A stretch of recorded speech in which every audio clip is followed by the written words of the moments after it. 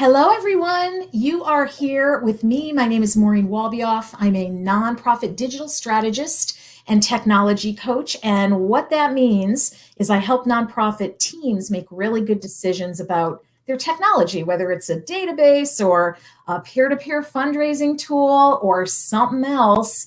I help people sort of detangle all of the complex technology jargon that we encounter every day and sort of figure out what makes sense for them and their organizational priorities. And just about every Friday afternoon at 12:30 Eastern Time, I go live on Facebook and YouTube, maybe LinkedIn someday soon.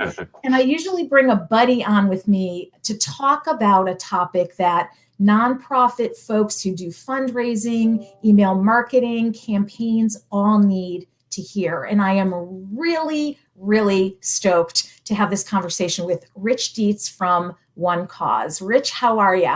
I'm doing great. Happy to be here. It's Friday afternoon. How could that be bad in the summer? It's fabulous.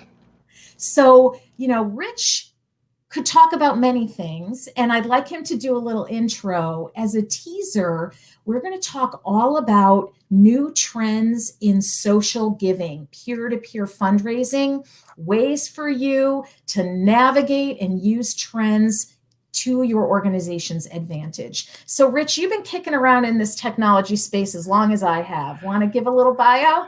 Yeah. So what I like to say is I've been in the nonprofit sector my entire career. I have a master's in social work, so about as nonprofit-y as you can get. Hard carrying. Yeah. I ended up on the technology side like most of us did. No one else wanted to do it, or it looked kind of sort of interesting. And so I kind of fell in love with nonprofit tech and been doing online fundraising, specifically peer-to-peer, since about 2003. So yeah, I've been in the space a long time. And any chance I get to talk about fundraising, especially online peer-to-peer, I'm happy to join. I know we could totally nerd out, and we actually were before this podcast went live. So yeah. So Rich, OneCause is a company that provides lots of these technology tools, right? You want to say a little bit about the company and where your sweet spots are? Yeah. So OneCause, a fundraising software company. We were known formerly as BidPal. So a lot of people know us as BidPal on the event fundraising side. So your gala and your auctions and silent auctions and all of that exciting stuff. In the last few years, we've moved into more of a fundraising suite of products, including peer-to-peer, online giving, text to give, all of that sort of stuff. That's when I came on board. Is when they started really heavily going into the peer-to-peer. That got me excited. I'm not really a gala person, you know what I mean? I'm not the one that's going to go to your gala. That just doesn't excite me. But peer-to-peer, I'm all about it. So we can help you do all of the fundraising across that spectrum. And yeah, as we were talking before we started, especially in today's day and age with the pandemic and now the Delta variant, having multiple tools and especially tools that can pivot and go virtual are super powerful right now. So having that full suite is really important. It is. You need to have all the switches and all the options because our supporters are fussy.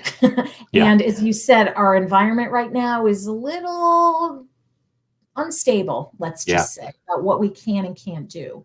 So we're going to talk for about 20 minutes or so today about the social giving study. I will pop a link in just a second to that study if people want to grab it. Can you give us sort of a bird's eye view of the study methodology, and then we can talk about the mind-blowing stats that came out of that. Most definitely, yeah. So this is super exciting. So one of the reasons I did come on at OneCause is because OneCause hired one of my favorite people in the world, Jenna Jameson, who did some, her and I did some research when we were back at Abilla back in the day, and she is amazing at doing these studies, this nonprofit technology research stuff. So I came on board. One of the reasons was to do more studies with her. And so the first study OneCause did was back in 2018. It was called the Social Donor Study. And it was, how can we figure out what these social donors want, what they need, how can we serve them better?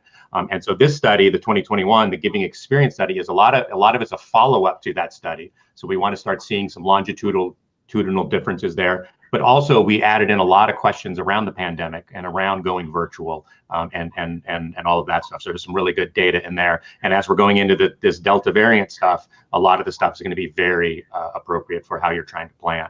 As far as the methodology, so it's a different study than many. So many of the studies you'll read out there are transaction-based studies. Yep. How much money has been raised, where it has been raised, all that stuff. We've got a different approach, which is a survey. So we surveyed 1,000 donors, and these were donors across the country, different segments, different demographics, like you name it. We used an outside survey firm to make sure that it was statistically significant and all that stuff. It wasn't just OneCause clients or anything like that. So 1,000 donors across the country, and then we dissect that data to really dig into some of those mind-blowing stats that you were talking about. Well, I love the idea of actually surveying real human people instead of pulling performance data out of a CRM or a digital tool, right?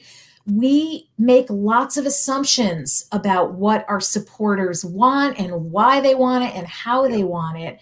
But often in nonprofit world, we don't do a super job of asking those questions. Yes. And that's a whole other Facebook Live about why that is. Yeah. Maybe we'll do a part 2. But I think the power here is in that knowledge that a person who participated in some type of social fundraising last year when we were all sort of running around and didn't know which end was up, and extrapolated that information in ways that nonprofits can actually look at their programmatic offerings and make some tweaks, make the right tweaks instead of like, I think this is right. I think. Yep. Yeah. 100%. So, what's juicy about this study? What in particular rose up for you as a wow, I didn't expect to see this? Yeah, there was a lot of really wow moments in here, and I think you and I started to talk about some of them. One of the ones that got me super excited.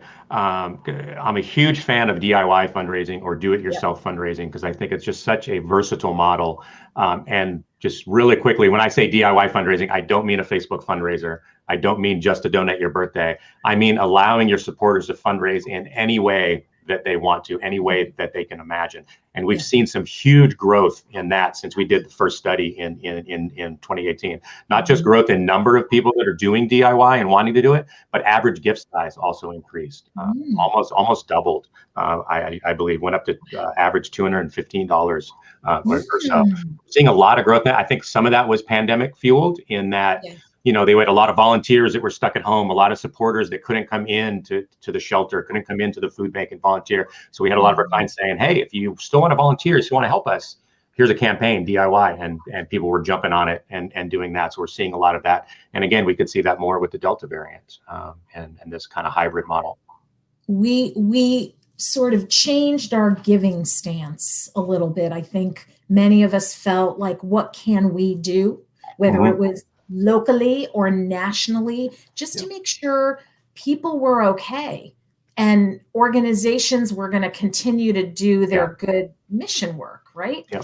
So one of the stats that jumped out at me that I'm dying to hear your thought about is the myth, the myth that I have battled for years, and I'm sure you and the OneCause folks have as well, which is people who give because someone asks them to, not the organization, right? So I'm doing a DIY myself. Rich is my friend.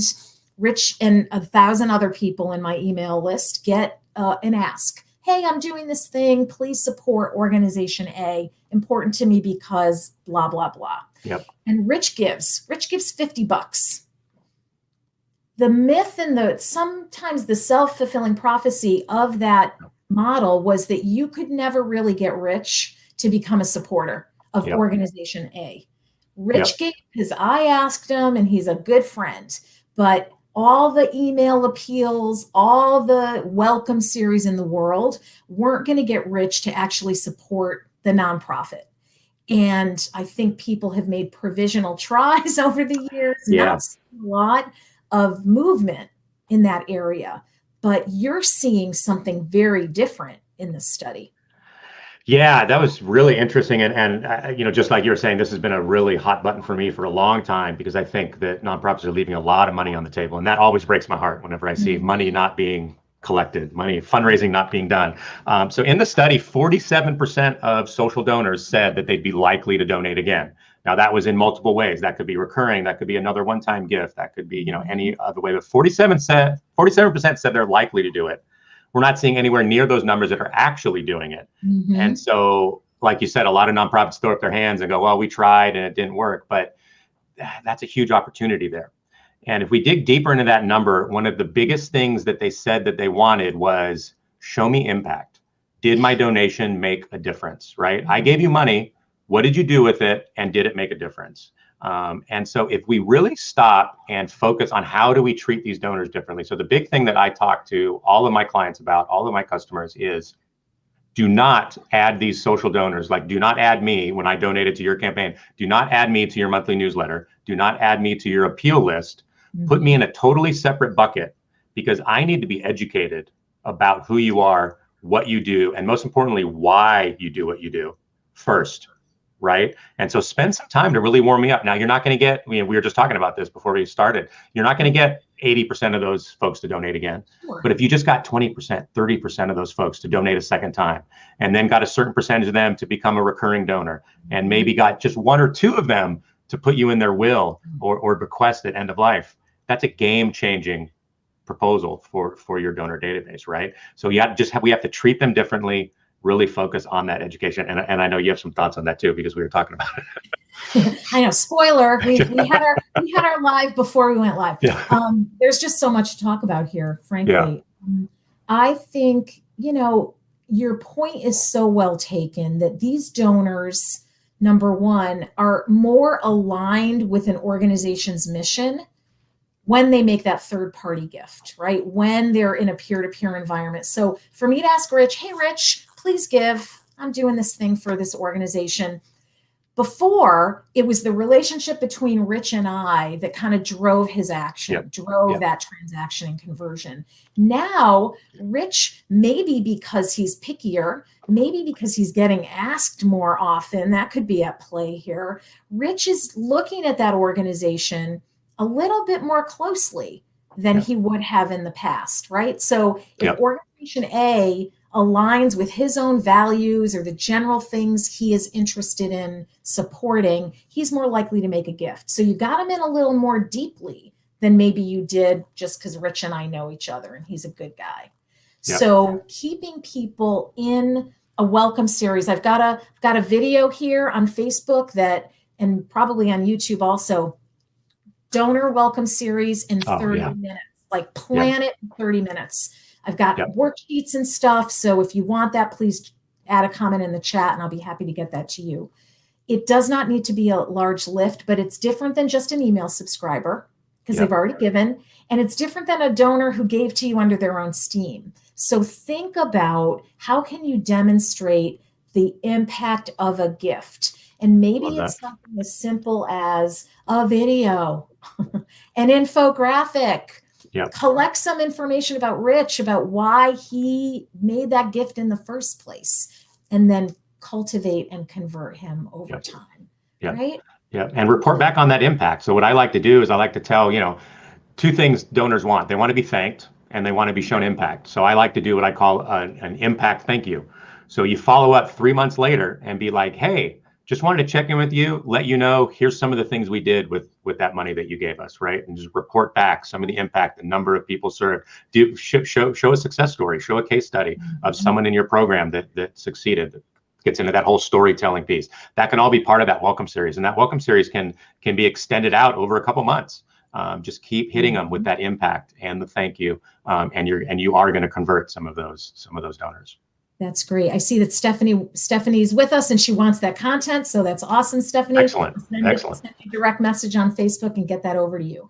So this feels like treating peer-to-peer like a campaign, Rich, and being ready to do a campaign report back to supporters, which we don't really do with peer-to-peer at all, I think, or do well. So that was a mind blower for me, for sure. Was like, at last, we have facts, and it's not just like, you should try this. There's actually some return on that staff time investment. Another thing that came out here was generational.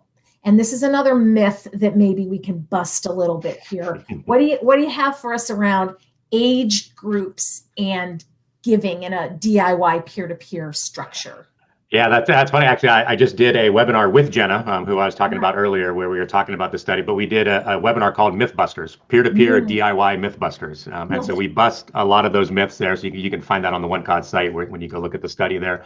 But yeah, that is one of the biggest myths. And on the webinar we talk about some of the myths are my donors are too old, they're not tech savvy, or some people say my donors are too young, and they're not interested. Yeah, it's like because everyone always has an Mhm. excuse. What we found is, and the data is in the research study, all generations are increasing their online giving. All generations are increasing their peer-to-peer and their DIY, including the older generation, which I'm now part of since I'm over 50. I now consider myself Okay. part of that older generation now.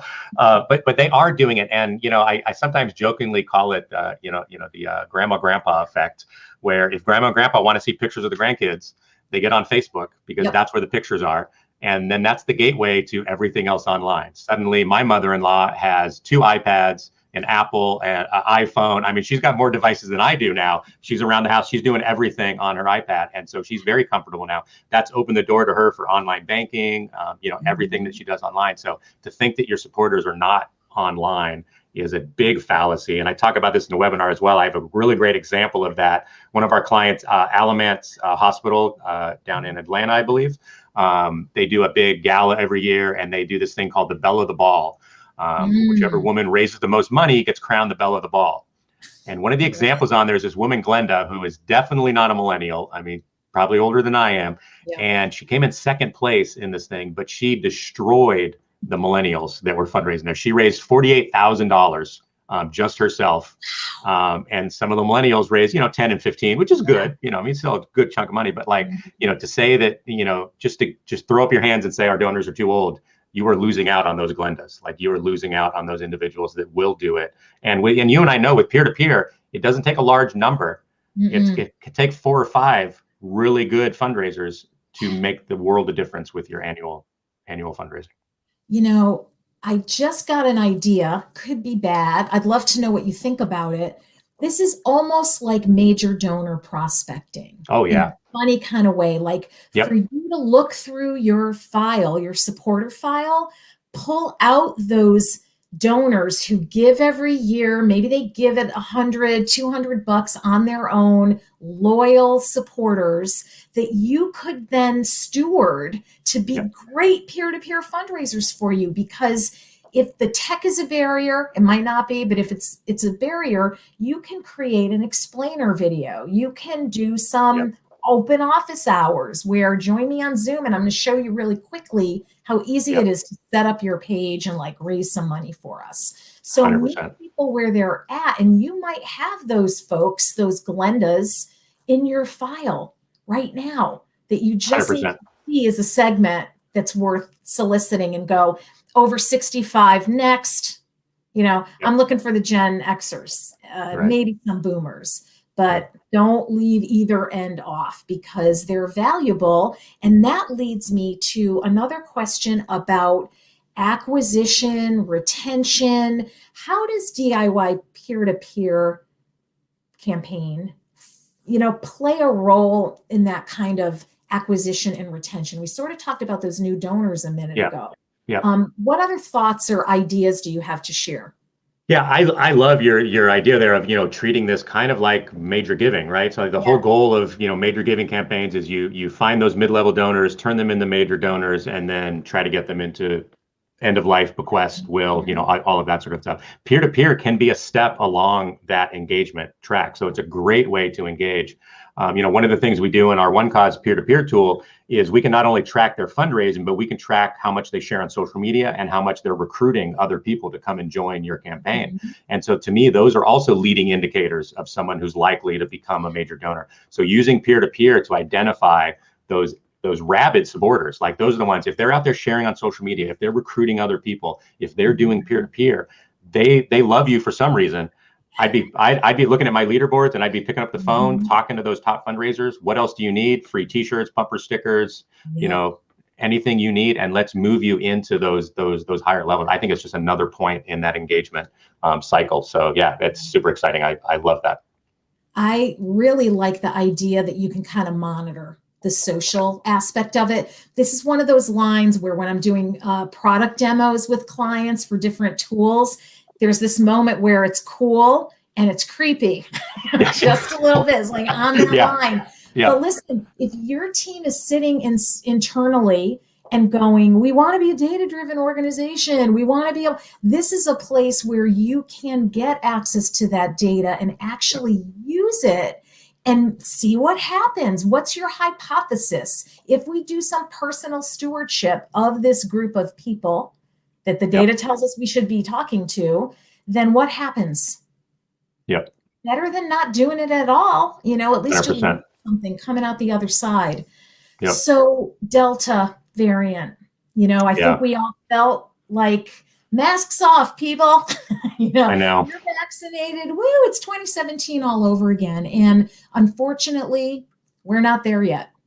I hold out hope that we're going to get there sooner rather than later. But every organization that I'm working with is really rethinking what their plans were for the fall, for sure. And so where do you come to this meeting today with advice about if you got to pivot, here are some smart tips? What are Rich's pro tips for fundraising right now? Yeah, for me, so I folks on my team and my customers and clients hear me talk about this all the time, is we need to start thinking in terms of being involved in an improv performance rather than a scripted play. Old school, doing your gala and doing your 5K walk, and then you'd have your end of year campaign. Like, we knew what it was going to be every year. We would make small tweaks to it, but it was almost like Shakespeare. It was the script. There was no changing it. We're now in full-on improv mode. And when you're in improv mode, you need to be flexible. You need to be agile. You need to be able to turn on a dime. And so having tools that can do both. You want tools that could do that live event if need be, but also can go virtual and can do DIY and can do a hybrid type event and can fluctuate there. And so you just want to be as flexible as possible. And the other thing I'd like to say is there are going to be some people that might not feel comfortable going back to the ballroom, might not feel comfortable going back to live events for many, many years. And some folks like me have realized, I don't need to go to your event. I can just do it from home. Sign me up. I'm happy to do that. I'm happy to do it virtual because I'd rather not go and do this whole big rigmarole event. That's just not what I want to do. And so having the, you said earlier, meet your fundraisers where they're at. And so giving them those different options, I think is key in this new. Do you think people should be planning for hybrid? Just your personal opinion, planning for hybrid and being agile around, is it hybrid at all? Or is it really virtual? Or do you think that organizations should remain in the virtual for a little bit longer? Just from a practicality perspective. Yeah, that's it's really interesting. We were just talking about that this week here at OneCause. So Chronicle of Philanthropy just came out with an article, I believe, day before yesterday. Delta variant forces fundraisers to rethink events yet again, right? And they have some examples in there of nonprofits struggling through that thought process. And there's probably no one right answer because it's going to depend on what part of the country you're located in. How high is the outbreak of Delta variant? Is it an outdoor, indoor event? So again, that flexibility really becomes key. But I would say plan for hybrid, but be ready to go virtual at a moment's notice because it could happen the day before that you're going to have your hybrid event. Things could get shut down and you may not feel comfortable or people may not show up. And so I think it's being ready to go virtual at that moment's notice and have a plan for it. Don't just say we're virtual now, here's a link, right? Have a plan for how can you engage people virtually? How can you keep them entertained? How can you keep them, doing things like YouTube videos and Facebook's lives, getting some of your supporters to do some of that stuff as well. Yeah, I think it's about kind of planning for two events. Yeah. Truly. Yeah. Hybrid, which implies that you're going to have a live component and a virtual component. What do you do to keep the live environment safe and people feeling like they want to do this? And then what do you do to make the virtual people not feel like they're just sitting in front of their camera again for another day? Another Zoom, Another Zoom. And then if you have to flip it, if you have to go all virtual, as you're planning the whole thing, plan what that announcement might need to be like. Plan for what that email series might need to be like. What's the story? And that might be a place where a video man Yep. is worth 1,000 words, where you've Yep. got a representative from your organization who is literally looking at the camera and saying, so here we are, folks. Yep. And we are still as excited as ever. We've got some amazing blah, blah, blah, blah for you Yep. in the virtual world. And I think 100%. that just means you're success proofing this thing. Yeah. You know? Yeah. Yeah. The other thing I'd add to that is, so I've always felt this, and I know you do as well, but just be as transparent as possible with your supporters. And the clients that I worked with the first pandemic, I guess we're coming into the second one, right? Oh, So no. when the first pandemic first hit, the clients that did the best are the ones that, like you said, just got on camera and were just brutally honest with their supporters. Hey, we're doing our best here. We don't know what's going to happen. We're trying to figure this out. We would love for you to figure it out with us. Don't try to be perfect. Don't try to have all the answers, because we don't. Just be transparent, be genuine, be real, be authentic, and your supporters are going to respond, and they are going to open their checkbooks. They're going to take out their credit card, and they're going to help you, because those are the people that they want to help. Yeah. And what I'd add on to that is, in your transparency and candor, don't be super hand-wringy over it. Oh, we tried so hard and we're disappointed and we're scrambling. Maybe you are, but the face that you want to put on that pivot is really, we've been planning for this eventuality, and boy, do we have a virtual event for you. Yes. We want to keep it safe. Yep. And don't talk about the plans that came down. Talk about we still have services we need to provide. We still have an impact that we need to make. And whether we have a gala or not, you can help us make that impact, right? Like, come back to what this was really, it's not about the gala. The gala was just a tool to get the money to make the impact. So just talk about that impact. I think that's the key. Always going back to the impact statement, Rich. That's one of the things I love about talking with you, because it truly is like the center. It's the center of why we do any of this stuff, really, inside organizations, funding the mission. So I'm curious if you're seeing any other trends, even whether it's study-based, and I do encourage people to download that free study, absorb it, take it to your leadership, have a conversation about it. What else are you seeing out there summer 2021? Yeah, I think what I'm seeing, and this really got accelerated because of the pandemic, and that is engagement, right? So we always talk about engaging our donors and having more engagement and all that stuff. And we would traditionally do that with those live events, and we considered that engagement. Well, when we couldn't do those, now what do we do, right? And so being creative in how you're engaging your supporters. So some of our clients have been getting really creative, doing fitness tracking. You can't do the 5K, track your mileage yourself, and we can combine all the miles together and show that we've walked to the moon and back. Something cool like that. Doing different weird activities. We had some of our clients doing challenges. So they had a push-up challenge, do a 10 push-ups with a random object on your back. We had people with cactuses on their back. We had people with a chihuahua on their back doing push-ups. Like, get clever, get interesting. It gives a reason for people to share on social media. Yeah. So like, it doesn't have to be a downer. This could be like super fun and exciting. And so it's all about that engagement. And sometimes it feels like extra work. But that's how you get attention in today's day and age. Try to be a little more unique and get creative. Stand out. And, as you're talking, and I'm like, oh my gosh, that's such a great idea. I know people are running on an empty tank right now. I know you're like, I've been innovative for 1.5 years and I am out of gas. I don't have anything. Give yourselves time to brainstorm. Give yourselves time to look around at other organizations. Find an idea and make it yours. You're not going to just copy what another organization is doing, but that can be the springboard for that inspiration to make a thing, something that aligns with how your organization talks about itself and the kind of work that you do.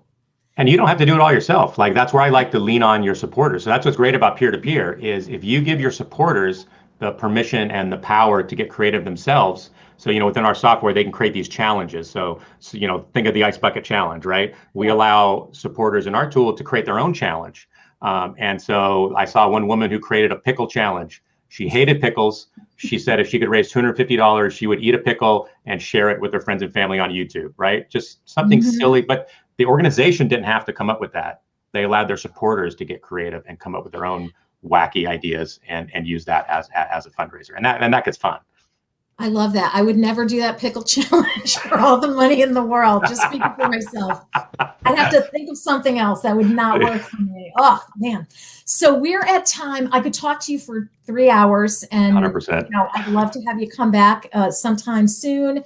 Rich, I know OneCause is doing its own conference coming up in September that you've been thinking about. Is it in person? Is it virtual? You want to just share a little bit about the RAISE conference, and I'll also pop a link to that info. Yeah, so the RAISE conference coming up September 13th and 14th, I believe. We're in the middle. It was going to be hybrid, and we're in the middle of making that same very difficult decision that you guys are trying to make at home about your events. Is, are we going to have the hybrid portion, or are we just going to be online? We're definitely doing the online part, so I definitely go check out the website when Maureen pops it in there. Check it out. Some really, really good sessions going to be there. And if we can do it live, if you're in the DC, it's going to be in Washington, DC. If you're in the DC area, you can pop in live. Hope, fingers crossed.